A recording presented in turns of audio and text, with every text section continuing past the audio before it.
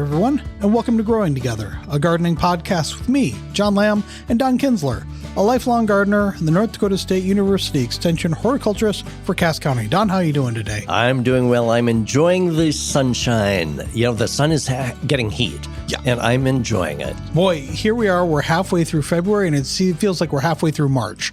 It is, we're in a stretch now where it's going to be 40 degrees, and it'll cool off again, and we'll probably get some snow, but I'm not even going to mind some snow, additional snow, and maybe some cold, because we know the end is in sight. It does. It makes you feel like spring is coming.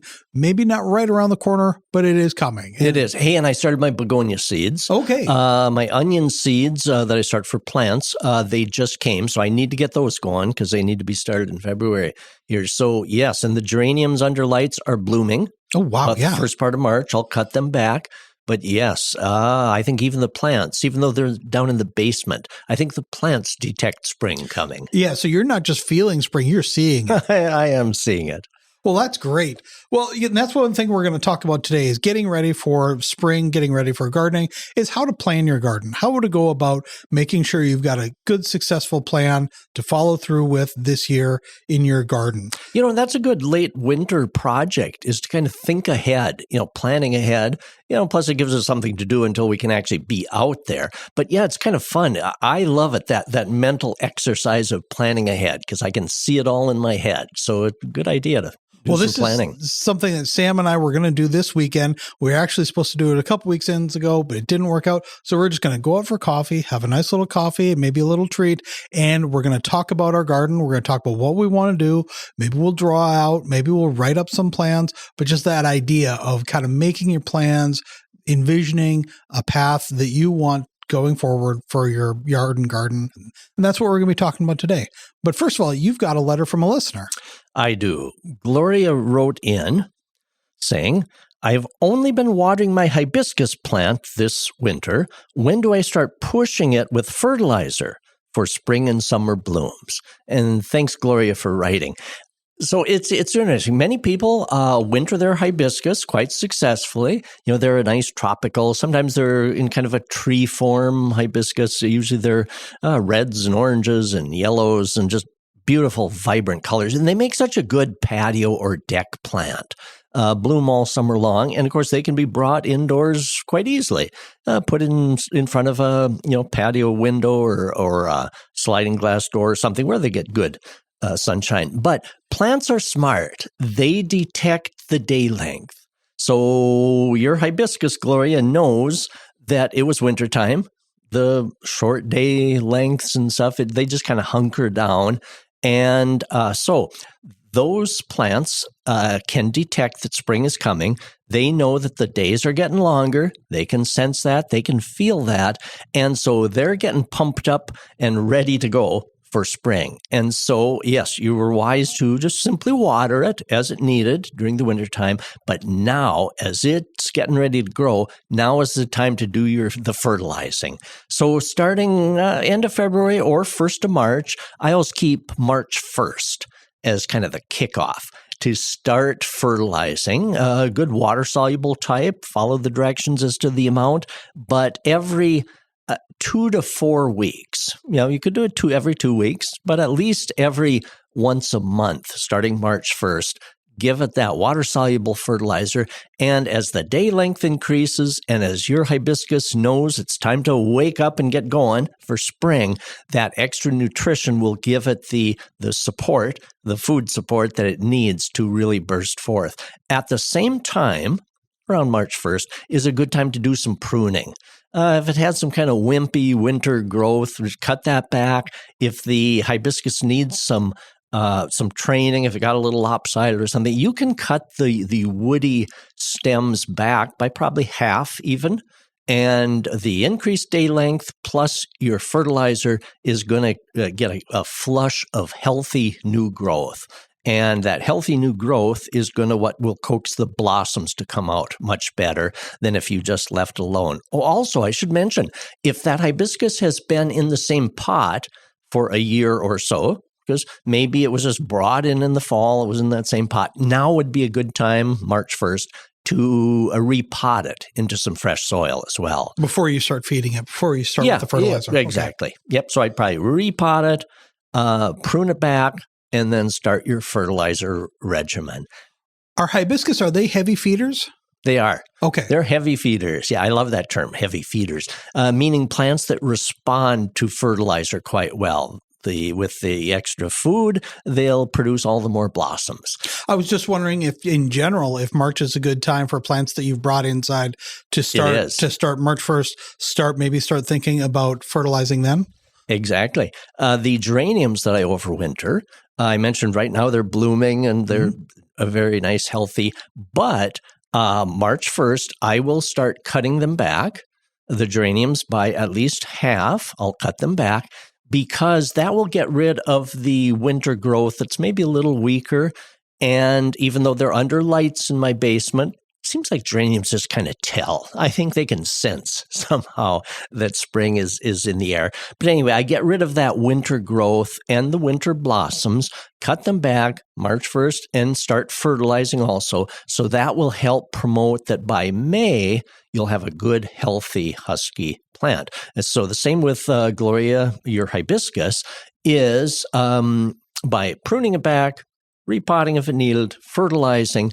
By May, when it's time to move that hibiscus back outdoors, after chance of frost is likely gone, then then it'll be good and healthy. You'll have some fresh new growth, and it'll be all ready to go. It'll be energized, and because they are heavy feeders, and that's why outdoors during the summer, it's important every 2 to 4 weeks, 4 weeks at a minimum, to give it that nutrition that it needs. All right. Yeah, pretty soon we'll have to be having a whole show about watering and feeding. Yeah, we will. And if anyone would like to send me questions like that, photos are always welcome, successes or questions that you have, send me an email, donald.kinsler, KINZLER, @ndsu.edu.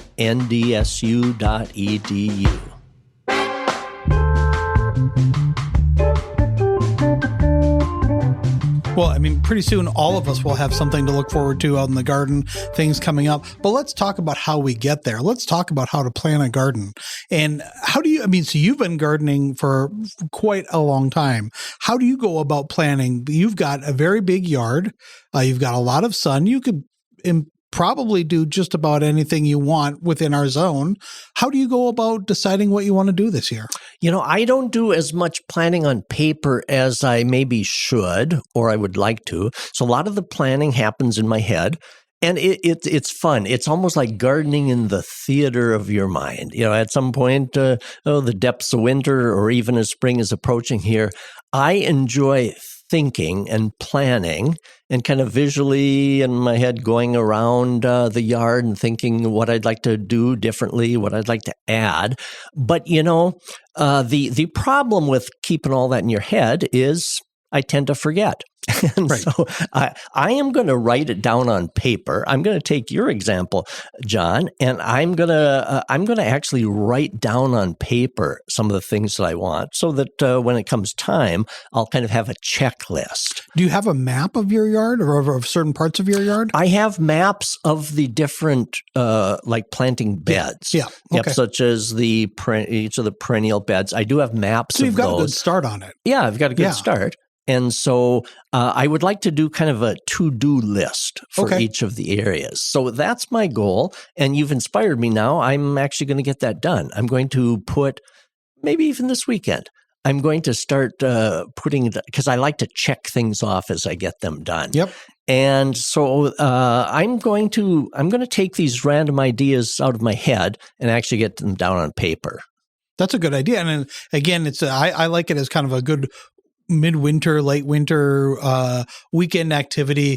You can get a coffee or a tea or a water or whatever you want to have, sparkling water, and you can kind of go over these things. And it's kind of, you're keeping your mind active. You're able to kind of think about what you want to do. It gets you excited about it, but you also are doing something. Exactly. And the one spot that I like to start is thinking about last year. Okay, what worked good for me, excuse me, what worked well and what things that I need to change. So I like to think about what happened last year. For example, my phlox, the tall phlox, the beautiful panicle type phlox, I am consistently bothered with mildew. It turns the leaves all yellow, and from there they go to brown, and I can't get a good perennial phlox to grow. And so that's been a perennial problem for me. And, so anyway, one of my things on the to-do list, based on past here, is I'm going to start applying fungicide, and that has to be put on right as that plant is starting to grow in the spring. Okay. That has to be put on. So that's just as it's coming out of the ground? Just as those little plantlets, the little leaves and things and shoots are coming out of the ground, it has to have an all-purpose fungicide. And so it's got to be put on early because that's when that infection starts. So based on last year, I need to do that. Lots of people, lilacs, were severely affected by defoliating disease. That can be really tough. So for anyone who had lilac problems, turning yellow and defoliating early, likewise, the fungicide has to be put on in spring as the leaves are just starting to pop out. Other things, when I think back at some of the, like in the vegetable garden, I'm thinking back, okay, last year I planted string beans, the regular bush type string beans. I didn't get the climbing pole beans planted. And there are many good pole bean varieties that are just like the bush string beans, except they're so much easier to pick. Yeah. And so anyway, thinking back last year, I didn't get those picked. So that's going to be on my to-do list. Get those pole beans planted. And then I just have a little portable fencing that I install so they crawl up. Because then rather than crawling around on my hands and knees to pick string beans, I can pick them at about chest high. And it really, really makes the job a lot less taxing for me. So I think a lot of us gardeners, we begin planning this coming year based a little bit on what happened last year. Where there's some things, where there's some good like annual flower container plants that we really want to plant again because they did not, or do you need to change it up a little? How would you assess, John, some of the things from last year? Are there some things you want to change going forward?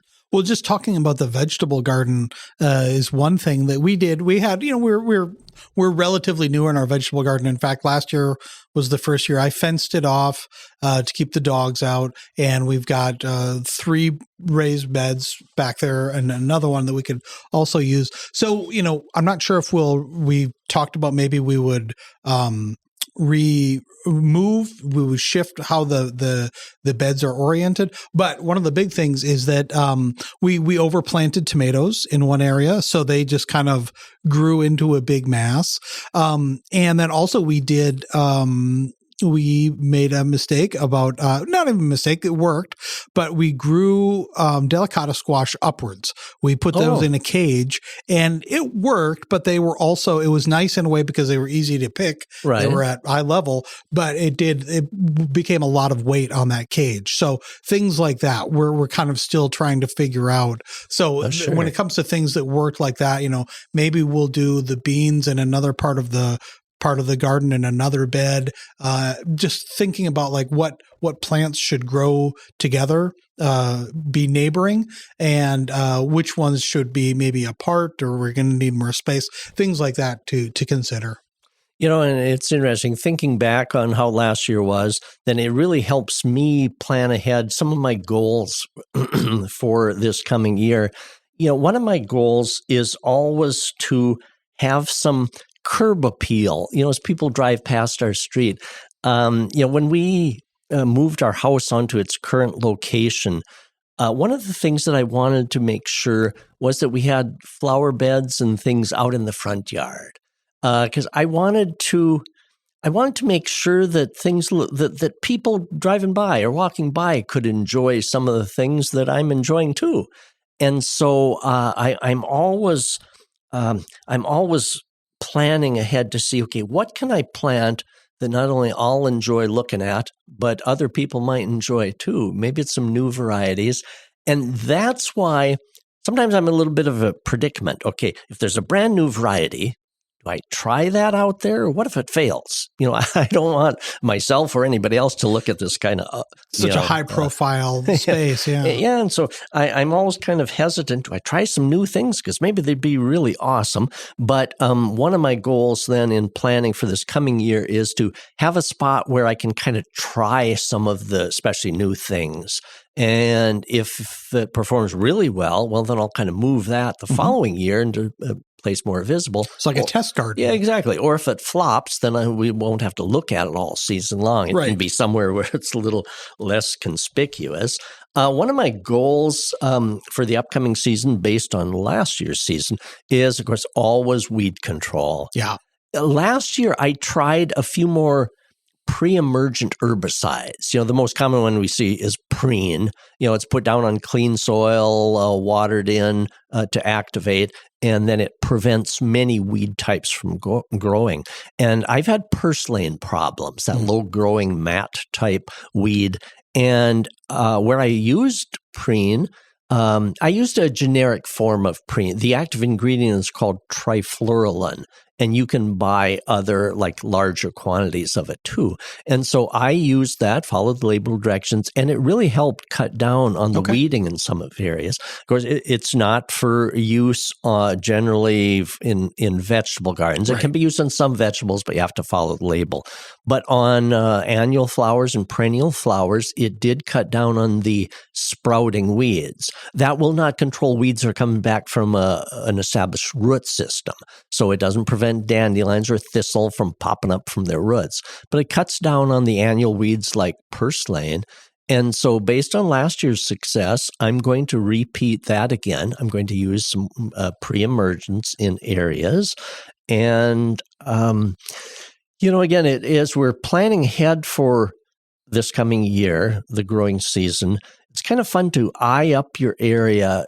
Now, you've had some changes with trees, haven't you, over the past years? Yeah, you've had to take out a tree or two, Yeah, so all of a sudden you've got a whole different sun-shade dynamic. A shade garden, became a really bright sun, early morning garden, So we've had to consider that. In fact, within a year, basically, we went from a big hosta patch to realizing we needed to do something else. Sure. And of course, is that a year or two ago? Yeah, it was a couple years ago. You've had some time to kind of readjust. That's going to become even more, I think, dynamic around our communities as some of the large ash might be lost to emerald ash borer. Yeah. So thinking down the road, some yards might turn from shaded to sunny.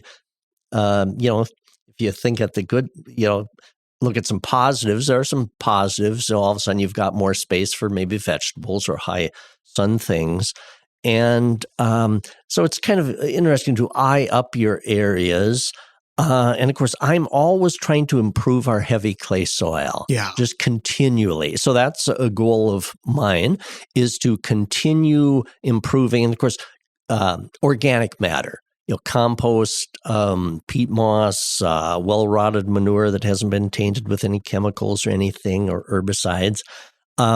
Incorporating organic matter is almost the cure-all for whatever soil type. If your soil is sandy and won't hold water, organic material increases that water holding capacity. Or if you're like mine, the heavy clay soil, the organic matter helps to improve the tilth and the workability of that. And so it's interesting.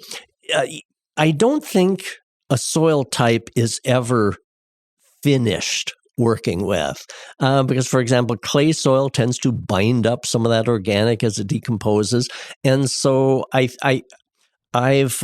just come to the fact that I'm going to probably have to always continue adding organic material to my heavy soil, and I probably won't reach a spot where, I'm done, it's perfect.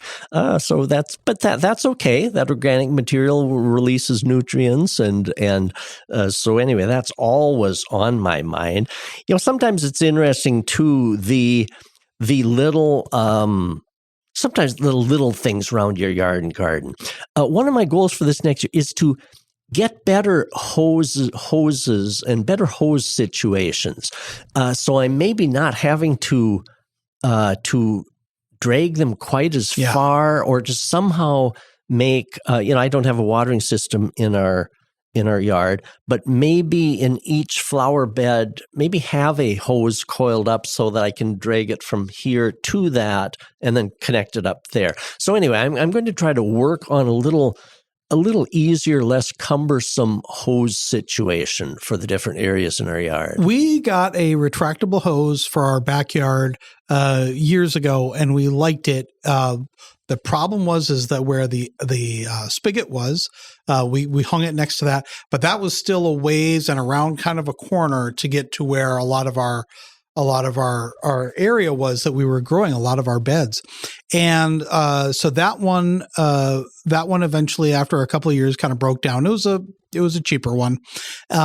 This year we invested in again, we're not endorsing things, but invested in a hose link. Those are supposed to be really a kind of a stronger, heavier duty one.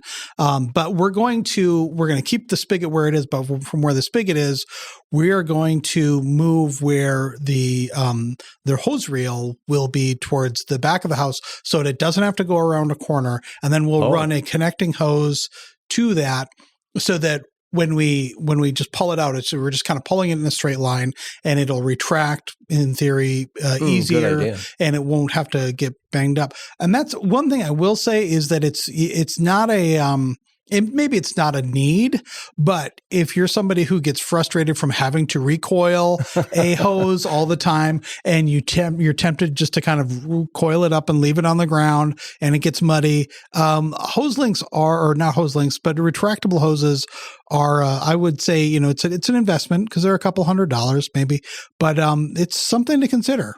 And when you mentioned going around a corner with a hose, one thing I want to do in a couple of crucial spots is to put those little hose guides that go down into the ground. There are little posts that goes into the ground. They've got like maybe a lip or a bar on the top. To guide that around, because I've gotten so frustrated, I'll pull the hose, and then when I look back, it has pulling into a plant. It's pulled into a plant. The other thing, I got a deep question to ask you, John. Yeah. And that is, how come when you're pulling about 100 feet of garden hose, how come it kinks back at the spigot and never within easy reach? Yeah. Yeah. So tell me that. Murphy's Law of pulling a garden hose. I don't know why, but it does happen. I know that for sure. Well, let's take a quick little break, and we come back more about planning for our garden for this year.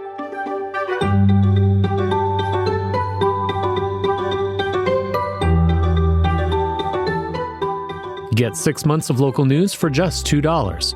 You get unlimited access to the news and information you need to stay connected to your community. Visit inforum.com/subscribe to get 6 months of local news for just $2. All right, we're back this week, and we're talking about how to plan for your garden, how to plan for a good gardening year, and the best way to get started is to have a good game plan. So we talked about a couple of different aspects, but what else do you need to do for planning your garden? What's on your? Well, I think one of the main things is seeing if we want to expand at all. Some new areas, and oftentimes what encourages that discussion is if people want to decrease the amount of lawn that they have. Sometimes I think, well, gosh, for pollinators and to increase pollination and things that, well, maybe convert a little bit of lawn area to a few more planting areas. And so am I going to increase any of our planting beds? I haven't really gotten any new planting areas. I have a lot more areas planned for container flowers. Okay. Last year we were on the home and garden tour, and so we kind of developed a bunch of new planters that we did, and so I'm looking forward to then continuing with those because we've already got them. Some of them are just big round nursery pots, and others were some window boxes that we made. And so I'm looking forward to doing those. I don't think I'm going to this year turn any more lawn area into flower beds. How about you? Have you got any expansion plans? We will, yeah, because we had a hydrangea that when we put in our fence, we put a fence in on our property line, and the hydrangea was just about on the property line. So the hydrangea was very, very close to the fence, and it really had to reach out for the sun because it's on the north side of the fence. So it had to reach out for the sun. So it got to flopping, and we decided that we would replace it this year. So to do that, we are going to have to go into the lawn a little bit. And I think that when we do that, that is a good opportunity to because we've got kind of straight lines almost.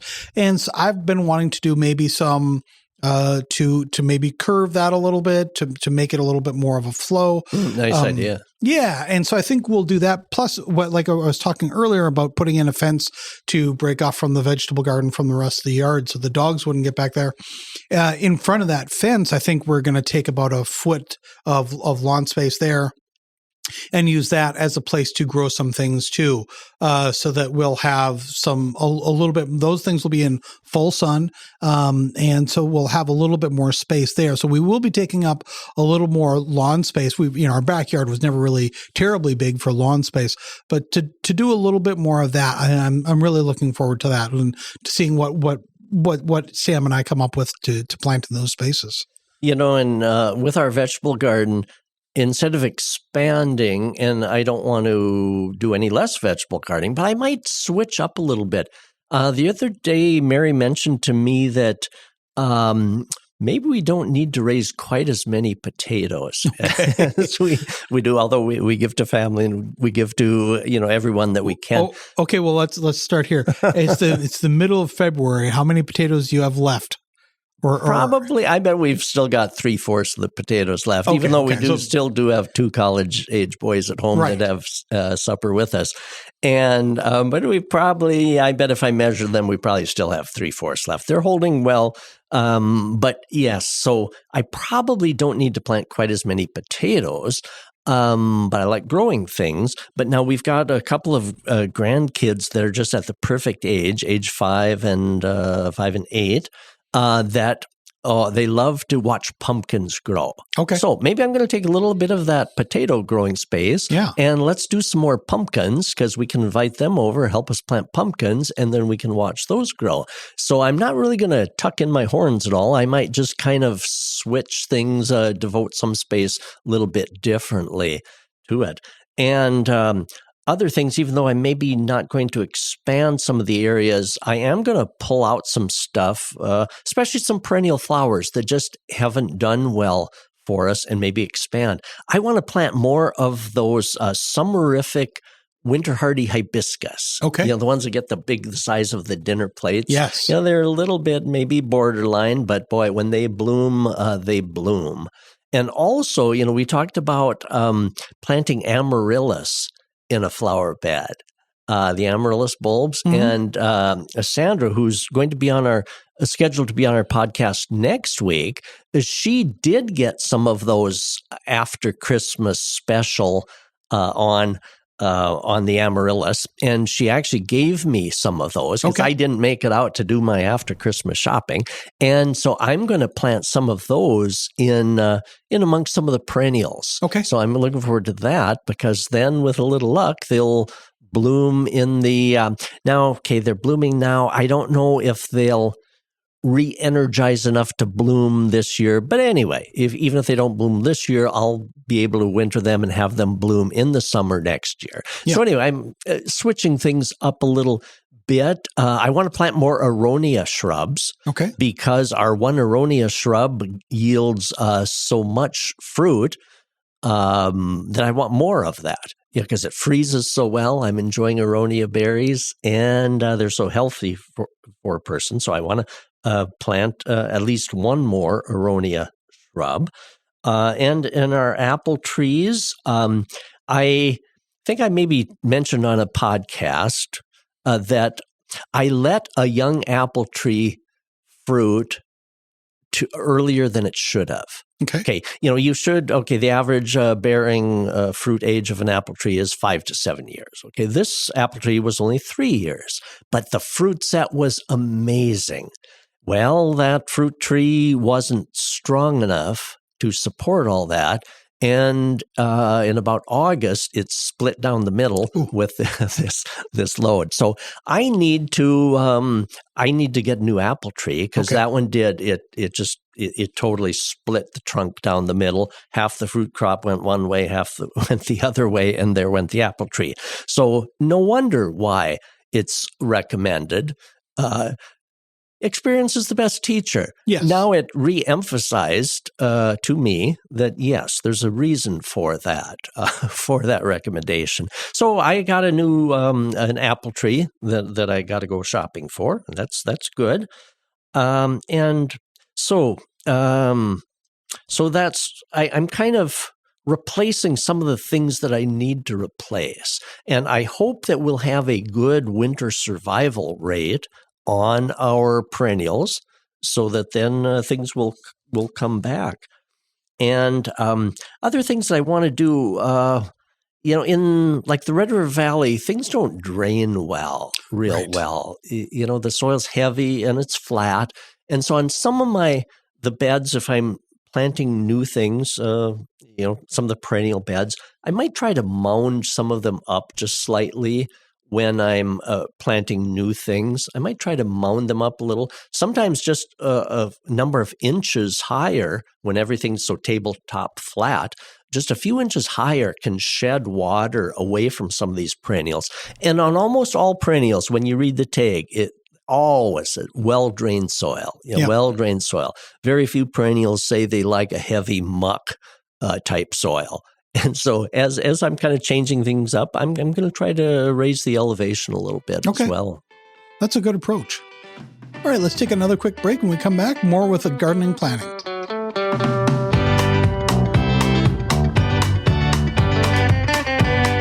If you're loving this podcast, be sure to check out our full lineup. From news and local politics to sports and true crime, find your next great listen right now at inforum.com/podcasts. That's inforum.com/podcasts. All right, we're back this week, and we're talking about planning, making a game plan for your garden. What's the best approach? How are you going to do this? And one thing that we talk about from time to time too is that while you're thinking of getting out and planting in the spring, you want to have. We talk about this a lot of times. You want to have that immediate impact. You've got some flowers that'll be ready to go, but we want to talk about also how do you plan for having continuous color or having things that kind of grow into each other as far as you will have points of interest throughout the gardening year. And what's your approach to planning for that? That's one thing that I really enjoy. I'm kind of glad that most perennial flowers, for example, don't start blooming in May and are still blooming in September, October. I'm actually kind of glad that there aren't perennials really that are like that, because that means our landscapes, our yards, flower beds are ever changing. It gives us something new. And so that's why I love walking around the yard each evening, seeing what new things are blooming. But that means that a person needs to intentionally plant things for the different seasons. I enjoy planting tulips, come up early in the spring, and other perennials that spring is their time. And it's fine if they don't continue blooming the whole season, because then there are other things. But it means that we need to intentionally look at like perennials or flowering shrubs and plant things that will be coming at all the different seasons of the year. And so I think that just kind of keeps it interesting. And so when I kind of think about our own yard, are there some gaps, seasonal gaps? I think I need to plant more perennials other than just the spring bulbs like tulips. I need to plant a few other things that actually start blooming in May. What do you have in mind? Peonies are kind of towards the end of May and early June, but there are some perennials, and I kind of need to investigate exactly which ones, but during the month of May, I'd like to kind of find some things to kind of fill that gap before the peonies start. And then, of course, in June, the iris. I got to have more iris, whoever has enough iris. They're so beautiful. And then, of course, in July, start having the lilies and things. Also, I want to divide some of the fall blooming perennials that I have. I want to divide those. So I'm thinking like the purple dome aster that is so beautiful and so winter hardy. I need to currently divide the two that we have. Divide it in the spring, just as new growth is starting would be the time, and to divide those and put divisions here and there throughout the area so that when they're blooming in the fall, I just don't have two sitting there, but instead they'd be kind of more visible throughout the areas of the yard. So that's on my goal too. So to try to get things blooming kind of more consistently. So I've got a little better, more measured blooming approach. How about your yard? I know you've got a variety of perennials and things happening. We tried a forsythia once for that to try to get an early season kind of color because you have that really bright yellow that a forsythia and they bloom before the leaves even come out. Yes, exactly. And so it's kind of a nice thing. The spot that was in didn't really work out that well, so we ended up taking that out. But yeah, it would be nice to get in some early season color. Not really sure what we can do for that, but one of the things too is that like you were talking about dividing and going in there and finding some things to go in and divide and to break up that space. But then also, I am trying to think about like what other things we can do. My favorite, I tend to be late summer is really when a lot of the things that I really like really come in and are really, really nice, really colorful. So I do need to try and find some things that are early summer colors or bright spots or just growing. We have some bleeding hearts, and those are really nice. We've been lucky with that, and so hopefully, I'm not sure if we maybe necessarily need more bleeding hearts, but that's something that we have as an early bloomer or an early bit of color and early bit of show. The trend toward native flowering plants is so nice. I have a few different perennial plants that would be considered native plants. Some of the ornamental grasses and things are native grasses. One that I want to plant this year, prairie smoke. Are you familiar with prairie smoke? I don't know that one. No. Yeah, I've never grown that, and I want to include that. So if you look up prairie smoke, it's a very intriguing kind of pink flowered with these poofs. I guess that's where it gets its name, prairie smoke. And I want to incorporate that and maybe do a little more with some of these intriguing native plants because they become more popular and more plentiful at garden centers. And if they're native, then we know that they are good for our zone. Exactly. Yep. And that they're well adapted to what our climate throws at them. And of course, along with, I mentioned dividing and things, budget. Yeah. I don't know if there's any gardeners who don't keep an eye on the budget. Of course, like I always say, well, gosh, I can spend money on plants because I don't golf. Right. And right. So sometimes it's just how you allocate some of the budget that you do have. But, that's why I mentioned division of some of the plants. When a person wants to fill in the different areas. Division of perennials is certainly one way to cut down. And I like to start a lot of my own plants from seed. That does cut down. The geraniums that we overwinter, we winter about 100 of them, and the retail on those is probably up to $4 to $5 now each. So that's quite a chunk of change there that the person saves. But like I always say, it's not necessarily to get plants on the cheap, but I can take that money savings and I need another plum tree also, plus the new apple tree that I broke apart. And so I can try to keep my budget kind of the same, but then just spend on other things that I need to replace or that I want. And it's fun. I think a lot of gardeners justify our passion in that Well, there are probably worse ways to spend a person's money. Are there any ways that you kind of try to economize or stretch your budgeting dollars? Well, we are relatively new, comparison obviously to you. We've been gardening for less than a decade. But so yeah, we're doing more for seeds. That'll be part of the thing that we talk about this weekend. What we're going to do for seeds and where we can do that. I have overwintered a number of coleus, and so that's been pretty nice. How are they doing? They're doing pretty well. I lost a couple, but but the other ones I've probably got 4 or 5, I think, that are doing pretty well. And these are the ones too 4 or 5 of them, they will produce really pretty well. Yeah. And I'm also wondering, maybe I should probably start clippings from those, and maybe I could get another. Yes. Get another. The ones that I already have. Started right about now. You could get those to root and pot it up, and I bet there would be time to They produce a good plant. By May, you could put those out in pots and planters, and so that'll save me a couple bucks, Exactly, for that. But definitely trying to do more things where we start, or that we are clippings, things like that. And again, it seems like you said, we kind of justify it like, well, we don't take a lot of trips, we don't take a lot of big trips, and if we spend more time at home versus going out to eat all the time, we spend more time in the backyard or more time doing that, then it's a good thing. And we're spending time with each other, we're spending time with our dogs, spending time with our house. And the exercise. Yes, being outside.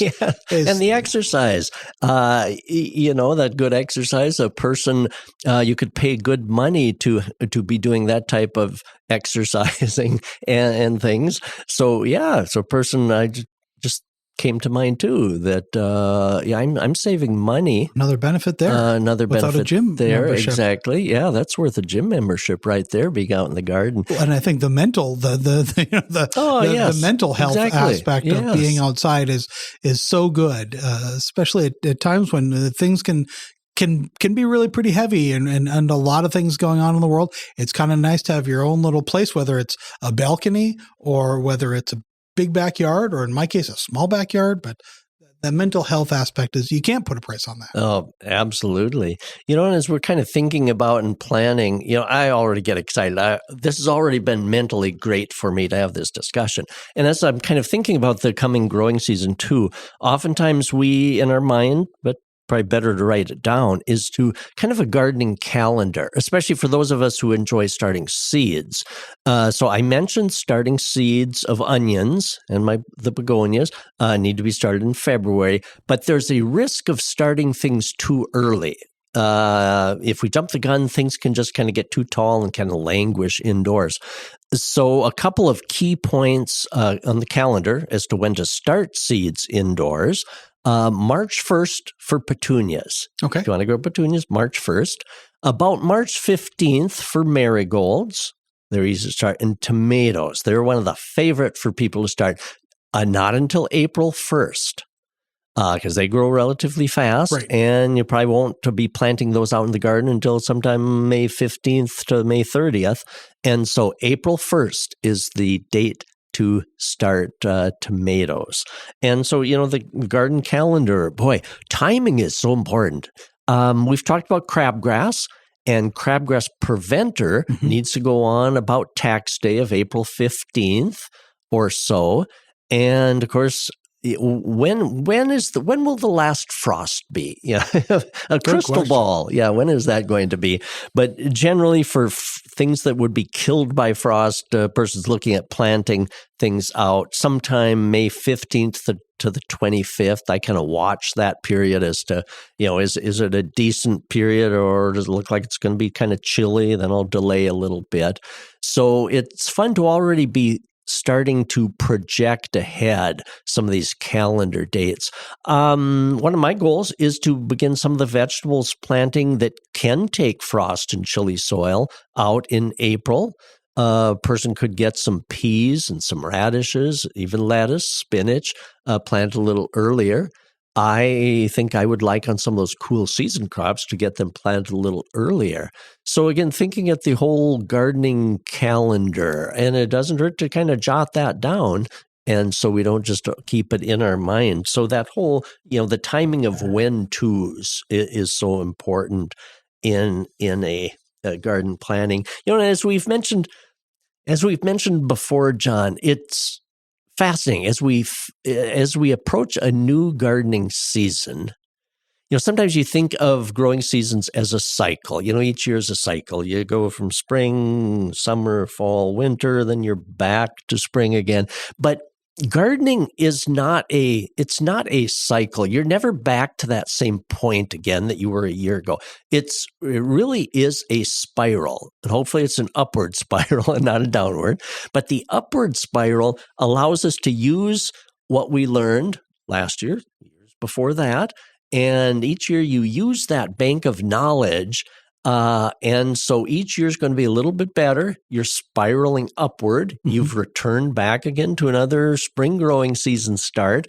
And then you use what you learned, and it's an upward spiral with a little better success than it was last year. And the other thing that I enjoy is, we are all new gardeners because this upcoming gardening season, none of us have experienced it. Right. So we are all new to what is to come. So that's what's kind of neat about this. The name of our podcast, Growing Together. So we are all approaching this upcoming gardening season together as new gardeners. And so it's exciting.